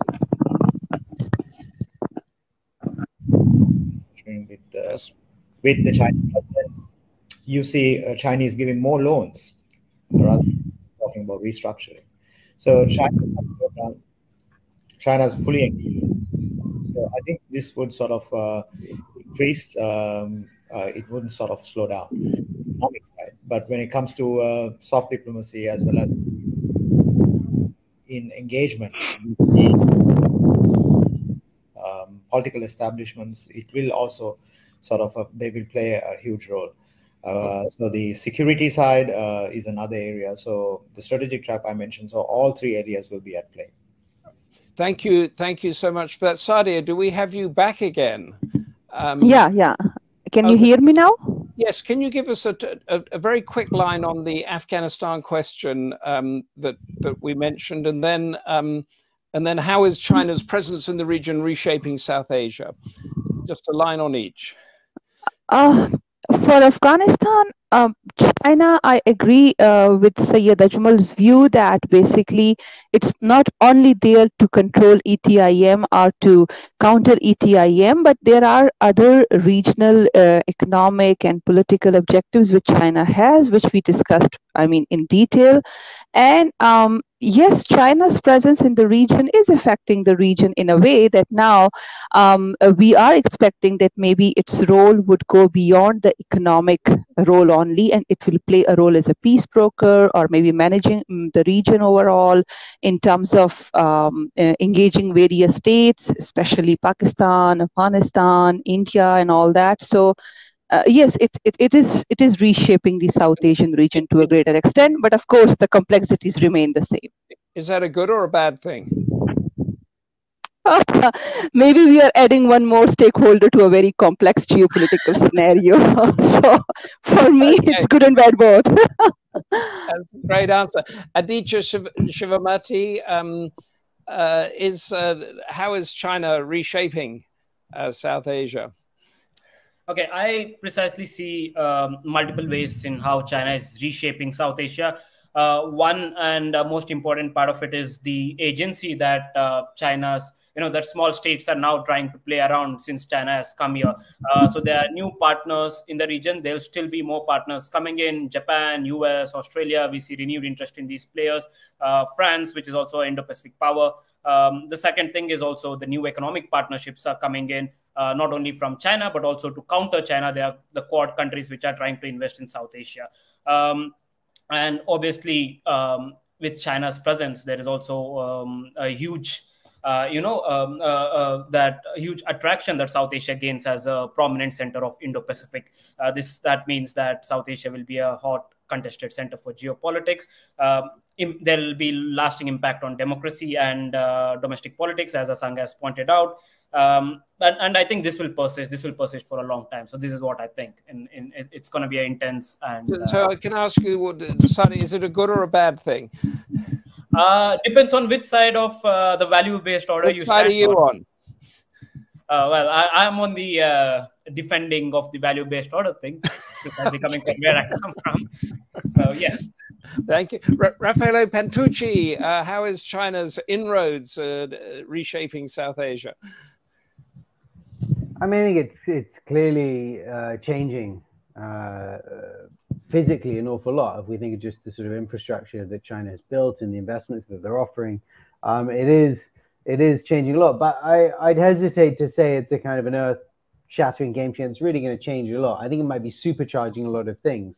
It's certainly supercharged India's kind of push to become a kind of greater, more autonomous power, because it sees kind of peer competitor it's bouncing off, and that's clearly going to be hugely significant given the size of India and the player it can be. I think in some other countries the investments have had positive and negative effects, to be perfectly honest, and I think that is dependent on one. But I think in terms of the broad picture, I'm not sure I see China actually stepping in to play that kind of game-changing role. Its activity has that effect sometimes because of the volume and the size, but I see it still as an actor that ultimately, it doesn't assume the same kind of role. We kind of, in some ways, we talk about it sometimes that China is trying to kind of be the US, and it is trying to be the US in some ways, but in other ways, it really isn't. It kind of, I can't remember who it was who said this. Who said that China just kind of watches what's happening and then picks up the piece and hooks up with whoever comes out on top. That's always the way.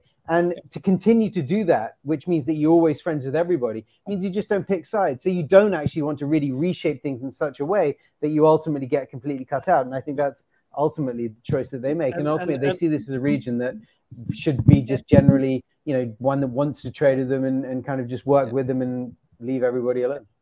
Thank you for that. It stops complacency, I guess. Always good to have a rival around, isn't it? And now it is time that we draw to the end of our Democracy Forum debate to bring in the wisdom of our chair, Barry Gardiner MP, who is steeped in the ups and downs of South Asia and has been listening. Barry, what do you make of our discussion? You'll wait a long time, Humphrey, if you're waiting for the wisdom of the chair, I suspect. Can I first of all thank all our contributors? I really enjoyed today's session. And you actually started off with an interesting point. You said, are countries signing up to China's infrastructure investment because the West has come up with nothing? And it's a question I would have enjoyed our panelists responding to. I'm not quite sure that they did, but then it wasn't the title of today's seminar, China's growing inroads into South Asia. But I think it's an interesting question. As always, indebted to Charles for his sparkling introduction. He brought us right up to date with the Foreign Ministers' Conference in Indonesia. He talked about the systemic differences undermining trust between the countries. Yes, talked about CPEC, the Maritime Silk Road, India and China's relationship and the competition for influence. And it was, you know, again, interesting when he highlighted Foreign Minister Jaishankar's speech about the conflict in Ladakh, and how really that sort of imperative that Jaishankar laid down, that China needed to demilitarize on the line of actual control there.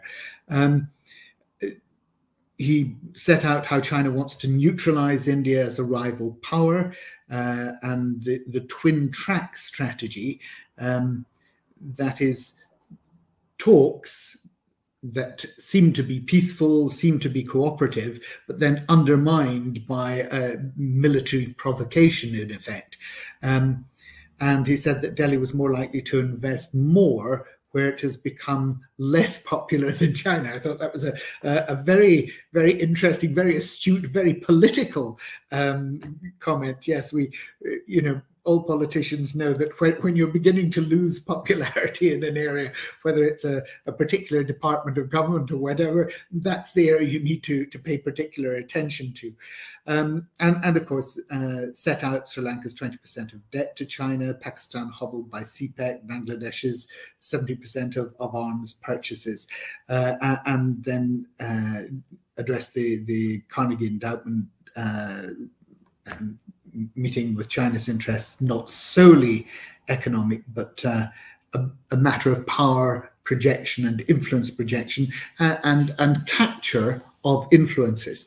Now, can I just say, one of the things I most enjoyed about today was started off by Dr. Sadia Sulaiman, because she gave us clear points, 1, 2, 3, 4, and I can't tell you how wonderful that is for someone like me who's trying to sum up a conversation at the end of a very broad-ranging afternoon.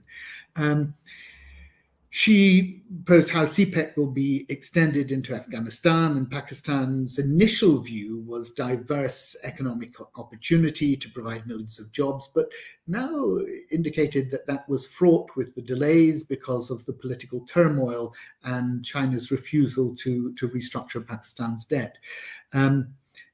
She talked about the extension of CPEC, but highlighted 4 key challenges, very helpfully setting those out.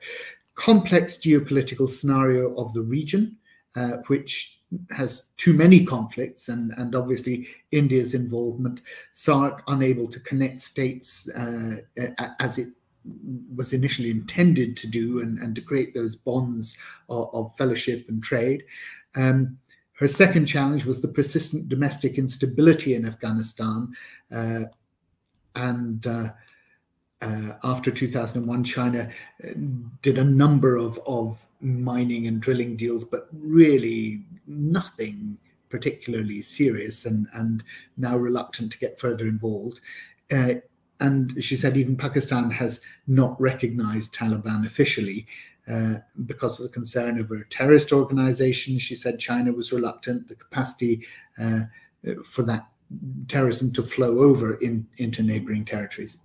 Her third challenge was on political chaos in Pakistan, and we've seen the fallout from that all across the media here with Imran Khan. And now the work on special economic zones, that sort of stop-start that's been going on, and the elections to be taking place shortly, and the problems of the caretaker government. So again, all of this getting in the way.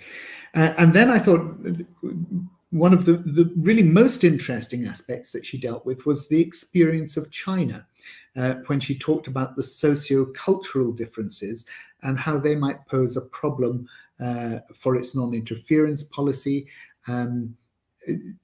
Interesting to begin to see that actually what I quote of the day, of course, was I'm on the defending of the values-based order thing, which I think it was Aditya that said that right at the end when you were talking to him, Humphrey. But this values-based, and the implication that Dr. Sulaiman gave us was that actually this could become a real challenge for China in its involvement in Afghanistan. I'd certainly like to probe that further with her. But she acknowledged CPEC could bring real benefits for impoverished communities, health, transport infrastructure, but so far delayed. Briefly, you and she talked about the sacking of Jingang and the return of Wang Yi and how that might affect China's foreign policy. And spoke of China's objectives here, where she highlighted the 7 bottleneck routes and the desire to create those economic corridors to deliver economic benefit. Yeah. So let me move on to the comments by Asanga Abeyagoonasekera. Speaking about China's inroads into Sri Lanka, and of course focusing on the protests last year, which overthrew the president and demanded those reforms. 3 factors, again, thank you very much for setting it out so clearly, made my job a lot easier. The 3 factors: 1, the unsustainability of the projects, no revenue to repay the loans, that debt trap diplomacy that so many of the conversations kept coming back to, no proper oversight, the informality of the processes, and China's strategic trap. An interesting thought here. Spoke about the interest rates of the Hambantota port, but talked about political funding, human rights support to Sri Lanka, but basically human rights denial, and the military and security assistance. And this concept of an elite capture being at the heart of China's policy. He spoke of the domestic political environment, the way in which the pandemic had enabled a centralization of rule and the autocracy that had followed in the militarization, that really had led to a family kleptocracy for a government, but how that was supported by China. And I thought it's very interesting when he set out the different elements, all supported by Sri Lanka, Bangladesh, Myanmar, the Maldives, and so on.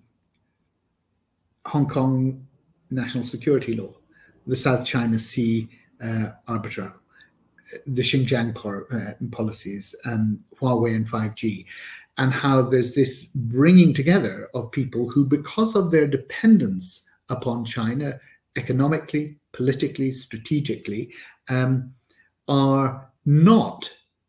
taking the route of values-based policies, but are actually siding with China on some pretty dodgy stuff, if I can put it in the vernacular. He spoke of the future trajectory and